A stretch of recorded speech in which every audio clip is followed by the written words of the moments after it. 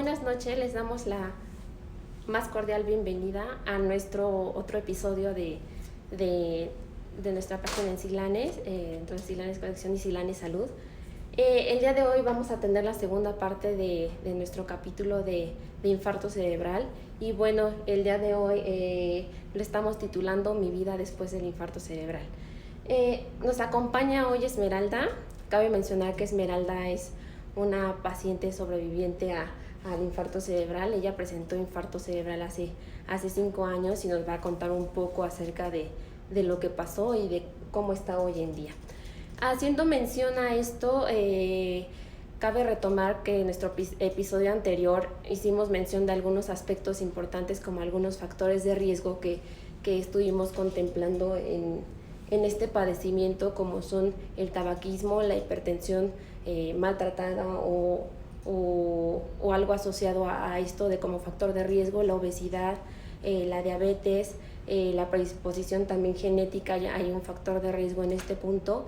Y siempre haciendo hincapié y como lo platicamos ahorita ella y yo, de cómo es hacer conciencia sobre la parte de concientizarnos en los síntomas de identificación de este tipo de padecimientos. Tenemos la clave o para detectar este tipo de síntomas que nombrábamos como héroe, que hay que hacer mención de que héroe se refiere a todos los síntomas que se manifiestan cuando este padecimiento se hace presente. Uno de ellos, la H, que es de habla, que ahorita Esmeralda nos va a contar si tuvo algo de esto, pero está asociado al habla, la dificultad para articular palabras, para hablar. La E, que se refiere a extremidad, que es que se le paraliza a la persona una parte del cuerpo, se le dificulta moverla. La R se refiere al rostro. En muchos de estos pacientes hay parálisis de una parte de la cara. La O se refiere al ojo cegado o a la parte del párpado que muchas veces se llega a caer, ¿no? Y la E es hacer mención y la importancia a hablar a emergencia, a acudir a urgencias en este caso. Y bueno, tú ahorita, Esmeralda, nos vas a hacer mención de qué fue lo que tú pasaste. Cabe hacer mención de que cada vez está presentándose más en pacientes jóvenes. Aquí nada más como el dato de Esmeralda lo presentó cuando ya tenía hace 5 años 39 años, actualmente tienes ahorita 44 años.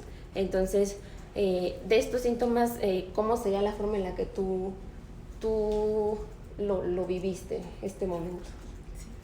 Pues bueno, yo estaba dormida porque fue en la madrugada, sí. Entonces empecé a sentir un fuerte dolor en el cuello, de la oreja hacia el hombro, y otra vez de la oreja hacia el hombro del otro lado. Entonces no me podía acomodar de ninguna forma y según yo perdí la conciencia porque caí de la cama.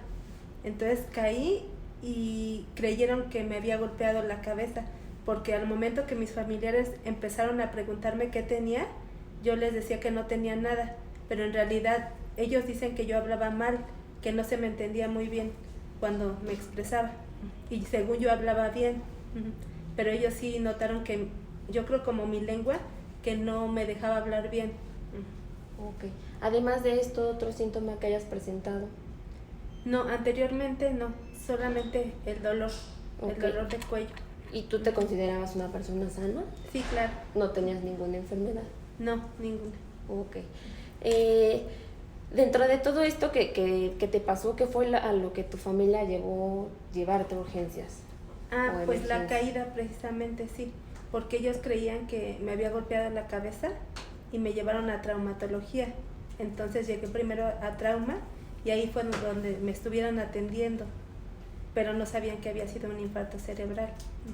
Okay. Hasta días después, cuando me atendió el neurólogo, se dio cuenta él que había sido un infarto cerebral. Y durante todo este tiempo, ¿cómo lo afrontó tu familia? O sea, la parte de entre que te sucedió el episodio a que se te hizo el diagnóstico. ¿Qué te refieren ellos? ¿De cómo estabas tú? Sí, pues mal, porque toda la mitad de mi cuerpo se había paralizado y mi cara incluso estaba toda paralizada, bueno, la mitad paralizada, y entonces ellos sí notaban mucha diferencia en mí. Sí.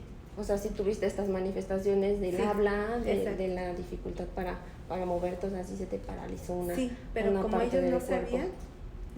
Es por eso importante que hay que concientizarnos de que le puede pasar a cualquier persona, a cualquier edad.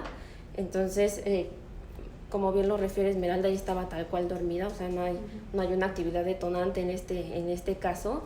Y pues para hacer mención de esto, nos acompaña hoy el doctor Manuel Martínez Merino, que fue uno de los neurólogos tratantes de Esmeralda. Buenas noches, Hola, doctor. ¿qué tal? Cabe Buenas mencionar noches, que el ¿cómo están? doctor es neurólogo Gracias. clínico y tiene especialidad en enfermedad vascular cerebral.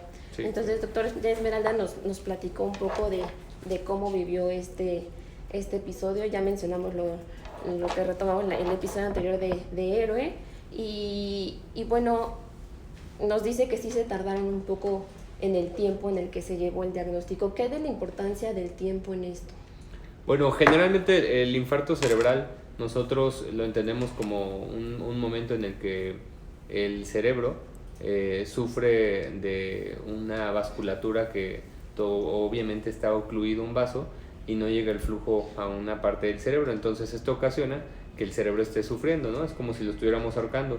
Entonces cada minuto que sucede durante este periodo de oclusión se mueren más o menos cerca de 2 millones de neuronas, situación que conforme va pasando el tiempo va incrementando el número de neuronas que mueren. Entonces cuando un paciente tiene una posibilidad de tiempo, la ventana terapéutica son de 3 a 4.5 horas dependiendo del grupo de pacientes al cual le podemos ofrecer un tratamiento, y una vez que el paciente llega en tiempo de ventana, nosotros tenemos la posibilidad de iniciar un tratamiento oportuno y que puede romper el coágulo y obviamente suplir otra vez de vasculatura al flujo cerebral, ¿no?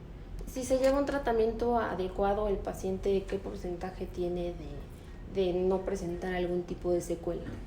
Es difícil establecerlo porque depende mucho la edad del paciente, el tiempo de evolución, depende el territorio del infarto cerebral, depende las comorbilidades, incluso si tiene un tratamiento de manera muy temprana, en 5, 10, 15 minutos, versus alguien que tiene el tiempo a las 4 horas, pero la posibilidad es que cerca de un 30 o 40% de los pacientes pueden tener la oportunidad de evitar secuelas totalmente y ser un paciente funcional, que nosotros le llamamos un paciente en una escala de ranking de 0 a 1, es decir, que es el paciente que tiene mínimos síntomas y que puede llevar a cabo su vida como cualquiera de nosotros. ¿Esa escala de ranking qué es lo que valora? La escala de ranking es una escala que evalúa la discapacidad de un paciente y no está diseñada solo para el paciente con infarto cerebrovascular, sino para pacientes de diversa índole, ¿no? En neurología la utilizamos mucho para estadificar al paciente y decir si el paciente es capaz de llevar a cabo una funcionalidad independiente, si necesita cierta asistencia para caminar, o si el paciente es totalmente dependiente para llevar a cabo sus actividades de la vida diaria. Entonces, un paciente con ranking de 0 a 1 es un paciente que pues posiblemente tiene mínimos síntomas y que puede llevar a cabo sus funciones de la vida diaria normal. El paciente con ranking 2 es un paciente que tiene ciertas limitaciones, pero no necesita una asistencia para caminar.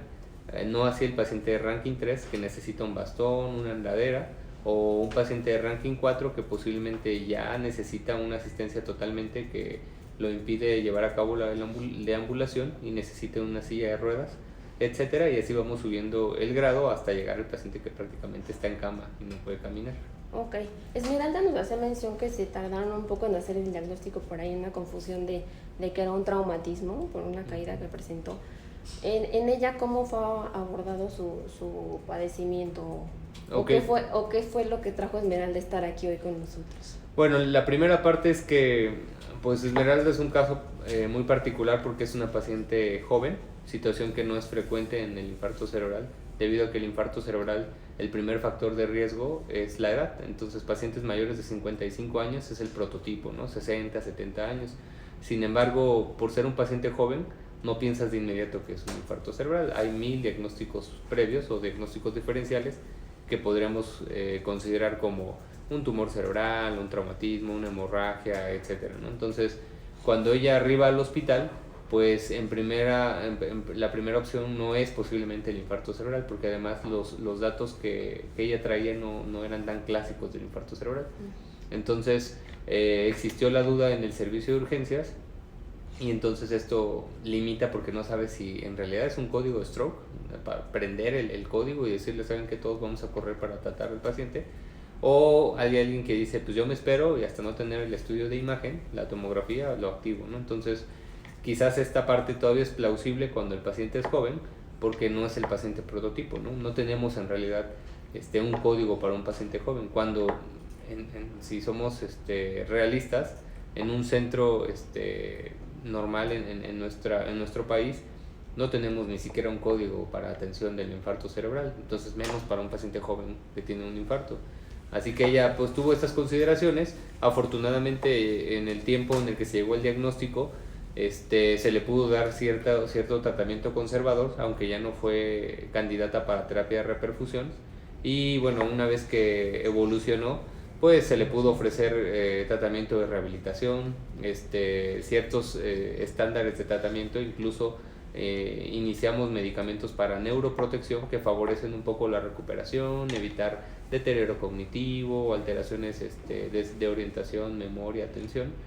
Y otra peculiaridad de Esmeralda es que es una paciente muy activa y positiva, que generalmente eso le da una ventaja siempre al paciente, porque cuando el paciente decae o se deprime o tiene una limitación psicológica, a veces es difícil su cooperación, tenemos que usar antidepresivos, no sé, buscar un núcleo que pueda apoyarse más, pero no así en Esmeralda. La verdad es que es una paciente muy peculiar que nos ha demostrado que un infarto cerebral no puede derribar solo una persona, necesita más que eso para llevar la voluntad de una persona como tal. A ti te pregunto, Esmeralda, ¿cómo fue tu vida después de esto? ¿Cómo la afrontaste? ¿Qué limitaciones tuviste? Pues fue un poco difícil al principio, pero me tuve que sobreponer. Ahora sí que mentalmente trabajé mucho, de que tenía que estar bien, sí. Entonces me tuve que hacer a la idea de que ya había cambiado mi vida y que ahora de ese cambio tenía que partir, sí. ¿Tuviste algún impacto en alguna actividad que realizabas, trabajabas? Sí, bastante. Pues en la vida diaria, de inicio, me impactó, ya no pude trabajar y por lo tanto repercutió económicamente en mi vida también, de una manera pues bastante grande. Cabe mencionar que Esmeralda es madre de 2 hijos, sí. y es contadora pública. Entonces, de esto, ¿qué tanto se ve el impacto en este tipo de casos, doctor, en estos pacientes, en esos aspectos?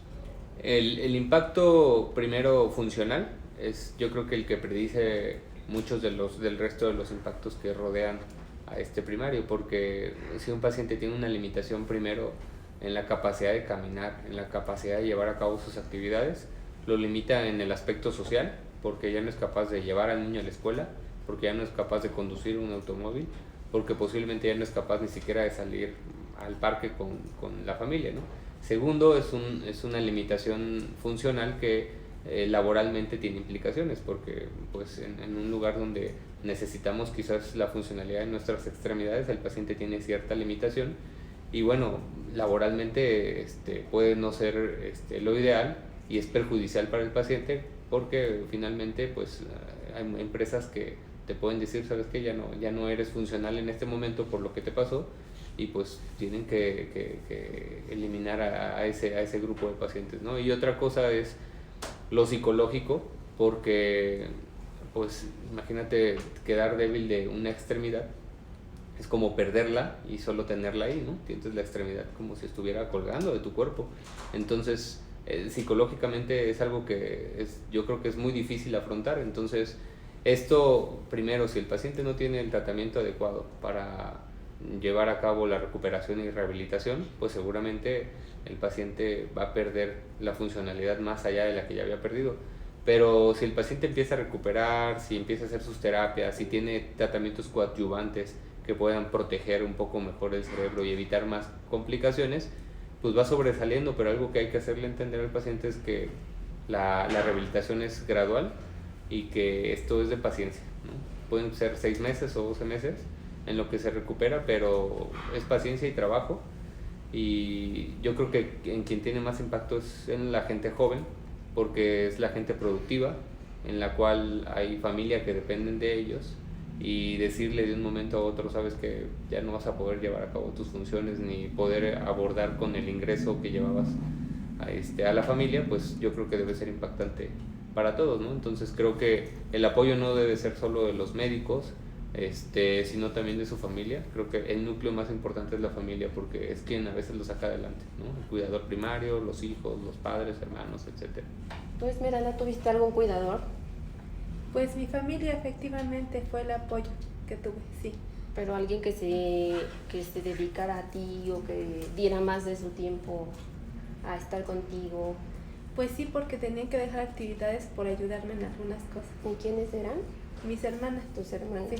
O sea, estaban contigo en esa parte, en ese proceso Sí. de llevar a cabo esa rehabilitación. ¿Has estado en rehabilitación tú? Sí, ¿Sí? sí. ¿Y cómo afrontaste la rehabilitación? O sea, ¿cómo la viviste? ¿Te sirvió? ¿Aún la sigues haciendo? Me sirvió y aún la sigo haciendo, sí. Diariamente la realizo. ¿Haces ejercicios en casa? Sí, también. Muy bien. Sí. Doctor, en cuanto a la rehabilitación, ¿qué nos puede decir de la importancia de llevarla a cabo? ¿Hay un periodo específico? La rehabilitación tiene varios puntos. El primero es, hay rehabilitación farmacológica o tratamientos que pueden ayudar a evitar las secuelas o disminuirlas o limitarlas. Y el tratamiento no farmacológico de rehabilitación, que implica la terapia física, de funcionalidad, terapia ocupacional, etcétera, de lenguaje.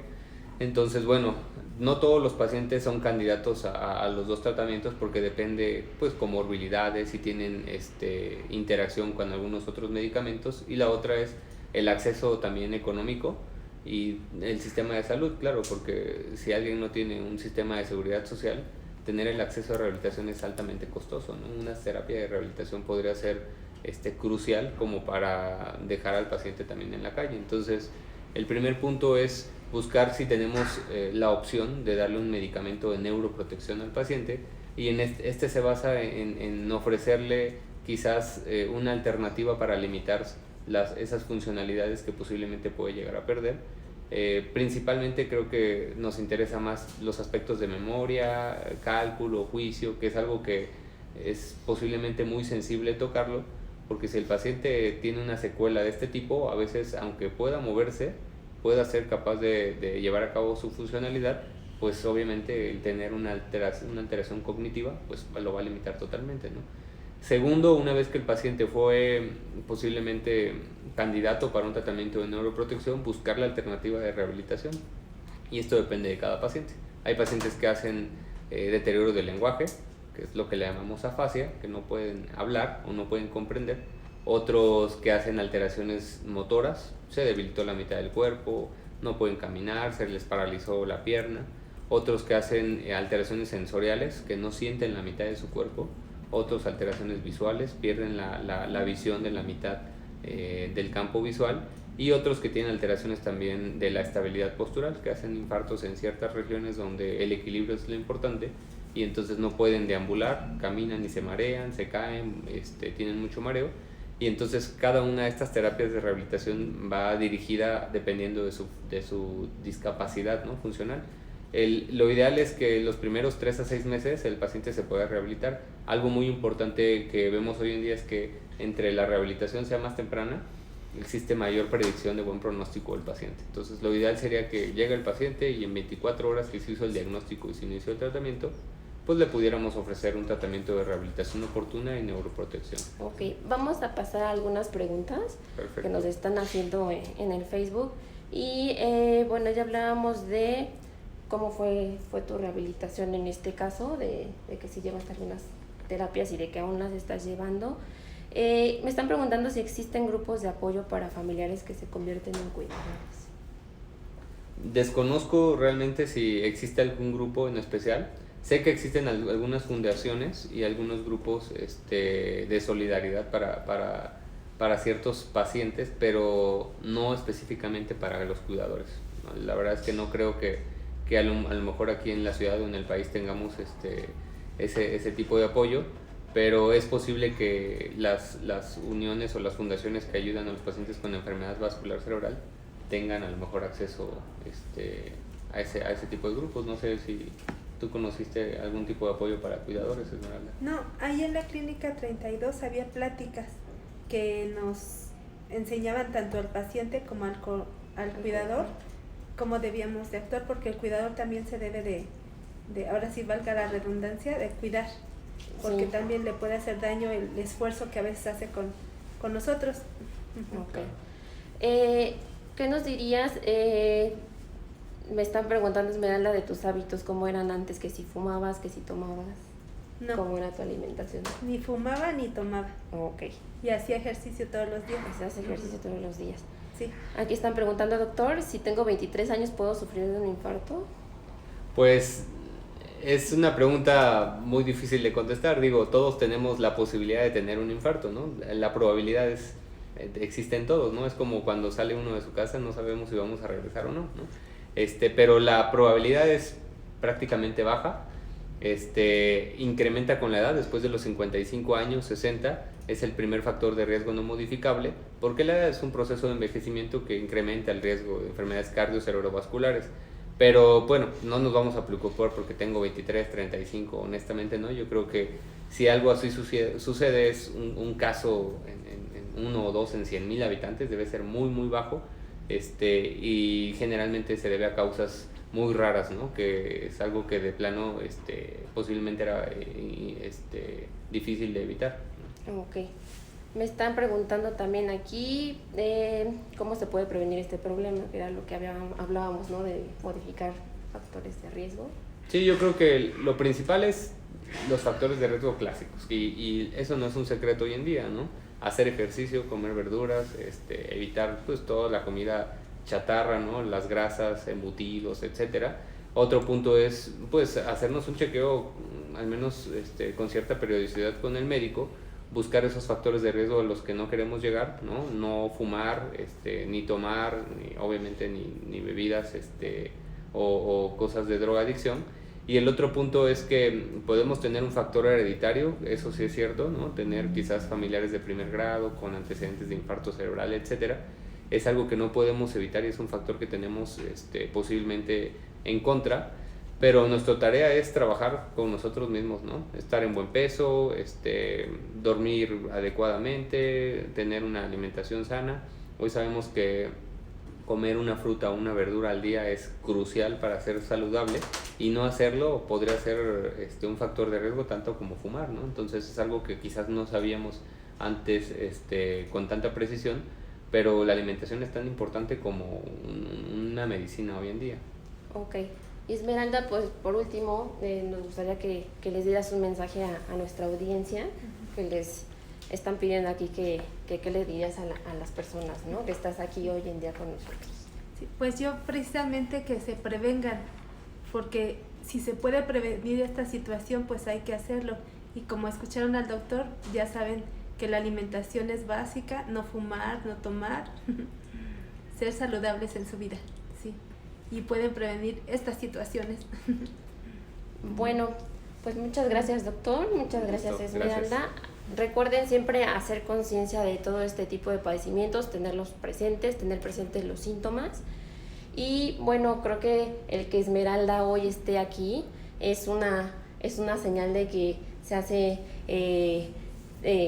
o se promueve más bien la salud bien hecha en México, que estamos dando un paso adelante en estos temas, en estos tipos de padecimientos. Y bueno, invitándoles otra vez a que nos sigan en nuestras redes sociales, ahora que también tenemos nuestro canal de YouTube, pues no me queda más que agradecerles su presencia, y bueno, muchas gracias por escucharnos y sintonizarnos. Buenas noches. Gracias.